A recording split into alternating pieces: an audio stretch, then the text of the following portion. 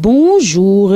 Les journaux parus ce 26 avril offrent un menu diversifié. Réumi Quotidien s'intéresse principalement à la présidentielle de 2019 et se demande « Gakou serait-il l'homme de la situation ?» Brillant, pertinent et bénéficiant d'un esprit alerte et fertile, El Hadji Malick Gakou force le respect par le courage de ses idées et l'abondance de ses opinions politiques. Gakou, le météore, trace sa route et l'engouement pour celui qui aujourd'hui semble le seul à fédérer l'opposition est désormais au cœur de toutes les interrogations. Lit-on dans les colonnes de Réumi Quotidien qui s'entretient à sa page 5 avec le patron du grand parti. Ce journal nous livre aussi le CV fourni de l'ancien ministre du Commerce. L'opposition parlementaire, elle, Boud Fonseca, nous apprend le journal du groupe Promo Consulting qui note que le président du Cap-Vert, Jorge Carlos d'Almeida Fonseca, sera l'hôte de l'Assemblée nationale ce jeudi 26 avril où il délivrera un message aux députés, mais ce sera sans les députés de l'opposition parlementaire, enseigne ce journal. Le journal de Madiambal Diagne nous apprend pour sa part que l'opposition a saisi le Conseil constitutionnel, mais d'un recours sans conviction. Selon le quotidien, Oumadi Kenyon indique qu'on ne peut attaquer une loi constitutionnelle devant le Conseil. Restons avec le quotidien qui nous fait part des nominations en Conseil des ministres. Ce journal signale ainsi que Babou Diakham quitte l'office du BAC et Momar Diop remplace Babacar Diagne à Washington. Macky Sall coupe des têtes, titre par conséquent l'AS. Le président Sall n'a pas fait que ça puisqu'il a casé son ami selon la Tribune qui nous apprend ainsi la nomination de Souleymane Ndéné